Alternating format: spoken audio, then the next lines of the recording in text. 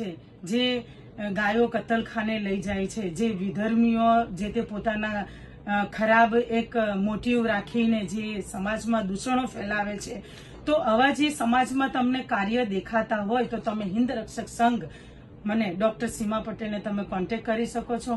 ચોક્કસપણે મેમ, આજે આપ રેડિયો રાજકોટના આંગણે મહેમાન બનીને જ્યારે ઘણી બધી વાતો કરી, ખાસ એવા સમયે કે જ્યારે આ બધી વસ્તુઓનું પ્રમાણ વધી રહ્યું છે, ક્યાંક ઘણી વખત બેબાકળા બનીને આપણે હેલ્પ માટે ક્યાંક ને ક્યાંક રાહ જોતા હોય કે કોઈક તો એવું હોય.